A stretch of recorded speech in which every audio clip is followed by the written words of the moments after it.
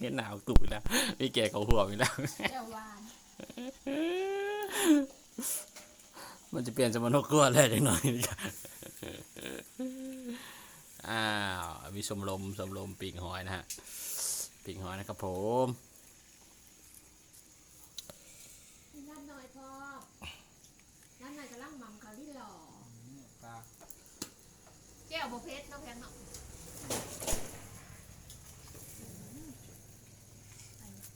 แซ่บแซ่บบ้านเด้อแซ่บบ้านเด้อเป็นของเด้อ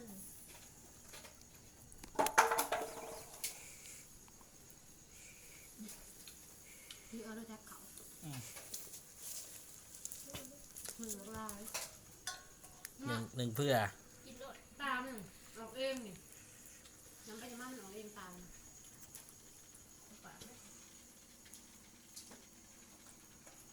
หัวก่อนขาวร้านนั้นถ้าอยากแซ่บแล้วเจียวมันหยอดใส่ได้ลุยนี่แหละบ้านนอกคนจนก็กินยังชิแหละคิดอะไรมากมายมาตุกคิดพูดมาแต่ใส่พี่น้อง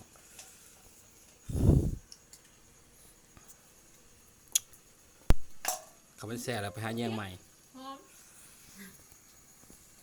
ข้าวมันง่ายจิ๊ด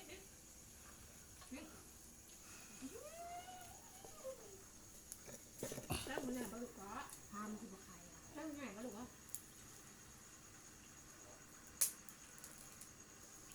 เพื่อนหลับประทานมันอีกพันหนึ่งเลยพันหนึ่งมันใส่ สำหรับประจานใจ สำหรับประทานนะ ว้าไม่ได้ มันมีพันมันคือกันนะ สบายได้สบายดี จะได้หมายเลยวะ กับแก้มนะฮะ นี่ตัวนี้น้ำสีแดงน้ำใส่สีแดง รสแรก นี่แล้วน้ำ ใครอยากเลือกกิน2 สี ต้องแบบ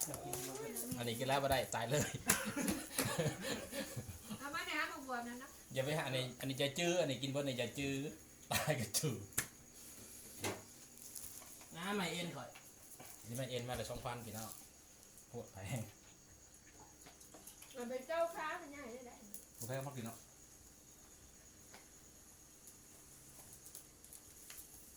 อยู่ที่แรกก็เองที่ถูกต้อง บ้านไม่เท่า 2,000 ธรรมดาอ่อนหยอดคือ ไม่ใช่แจ่มนะ ยันว่าและ น้ำจับ มันน่าสวยนะบ้าน เขากำลังหิตามมาซื้อห้างได้หมดแล้วคะแนนปูม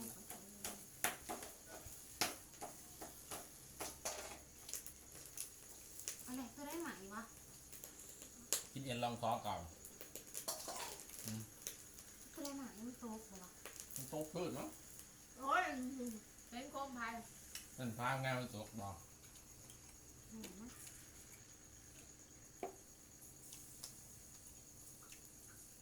ไปดีใช่ปะกันนั้น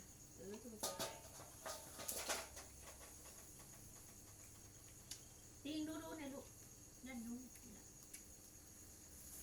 เขารู้สึกว่ามันบดทุกเลยเอาจิ้มเอาไปเที่ยวกับมันบรรกาศนี่ ขนาดมันแห้งทุกเลย กินกับกันเมาได้ปะ ขนาดมันแห้ง มันโคตรมันโคตรอยู่พาร์ทของใครน่ะ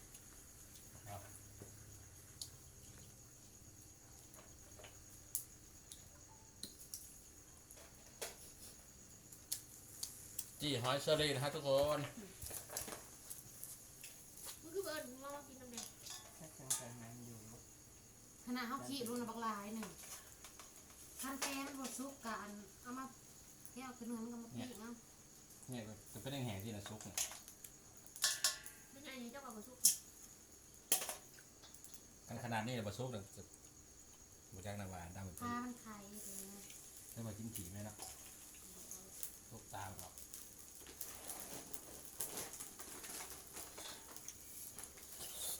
เข้าในทุกคน ห่อนพี่น้อง นั่งนั่นเลยใช่กินอะไรจนเจ็บท้องบอกพ่อได้มาวันนี้ พอเขาไปอยู่ บอกในแล้วน้ำเค็มแล้วสิอยู่เป็นตาจิโพงอีกวะ ทุกแนวนั่นแหละทุกแนว ทุกเรา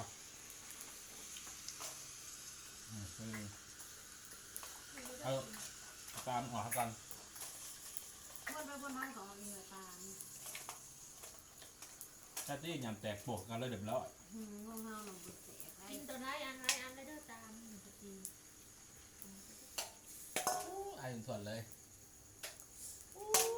ก็อาจจะเอาปนกันกว่า หึ อันนี้ออกตัวได้ขีดเลยก็เลยเห็นหุงเนาะเบิ่งอีกเนี่ยหมูอีกก็ยาก ไก่มันนี่เนาะทุกนี้เป็นตะแซ่บของเมา หลับตาไม่กินบ่ได้กินไข่บ่ไหวหัวยืงนะ ทั้งเมาห้อยทั้งเมาเหลา เป็กนะแม่ของเราน่ะเป็กนะแม่โอ้หรือว่าจอกทอดแล้วเดียวจอก อุ้ย ยังไม่สุกก่อน เป็นยางปีไผ่เด้อ เอาตามมาก่อน หอยเชอรี่นะฮะมันบอกคือหอยโขงนะฮะ ไม่ยางเห็ดยังลูก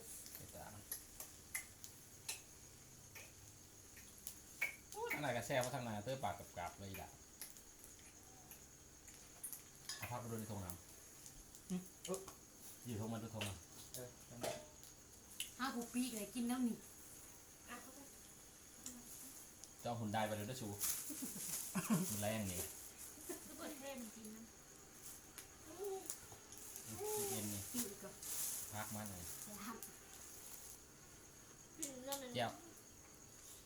อันนี้เป็นแก้วอันนี้แก้วไอ้นี่ เอา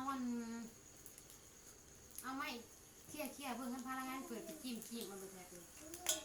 จิ้มลงรถ เจ๊งจืด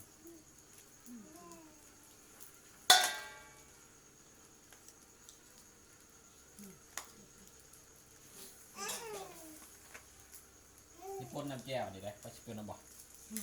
บา ลองเลย ไม่ เรา ใส่โลดอุ้ย ทดสอบไปด้วย ใส่แพ็คกินน้ำเลย ไปตัวนี้กันเลยครับอันนี้เป็นน้ำแก้วปี เจ้ากับ พี่ พี่ ยังใหม่เองเนี่ยผม เอามาตั้งกลาง มา ลอง กินกันครับลองอินไป2,000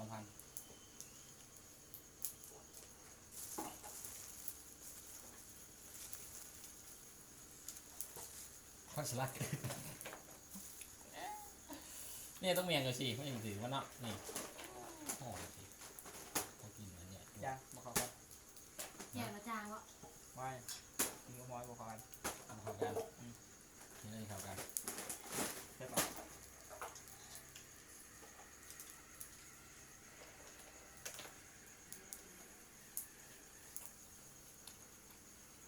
ทำคราวนี้ลูกมันมันคนนี่แหละ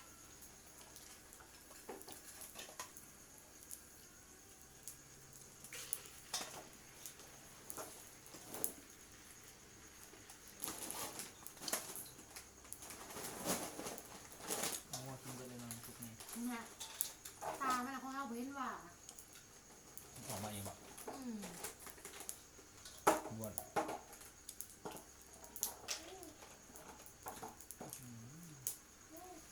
ยังจำเองยังจำหอยนะครับผมแพ้แล้วครับผมนะอร่อยนะฮะ คือนี่กินน้ำยัง ลอง ใจเย็น น้ำยังหนึ่งแล้วอย่างนี้ อร่อย พี่มึงก็นี่อืม อะไรอยู่นั่งบกอยู่ต้นนายเป็นแหงปลอดภัย แล้วทำ มั นั้น นยืดเป็นยางบ่ไหว กินก็กันกินจุกๆเลยได้เลย มีเบอร์หุ่นใดอยู่พยานดอกมีเบอร์วิโก้อยู่ขยะอะไรกี่ห่อซุกไว้ไปทำหมอเนี่ยเขาเสียนห่วงคือเขาจะชวน ใหญ่ ชุ่ม ใหญ่เงินไทยใหญ่ใหญ่ อืม เอ้ย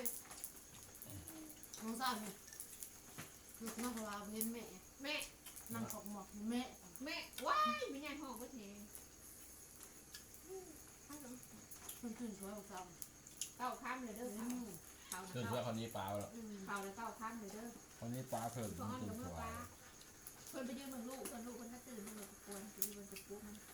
คนเป็นจริงมันเก้าเหี้ยนเข่าเนี่ยเก้าสัก กูได้หมันวะ เอาเก้า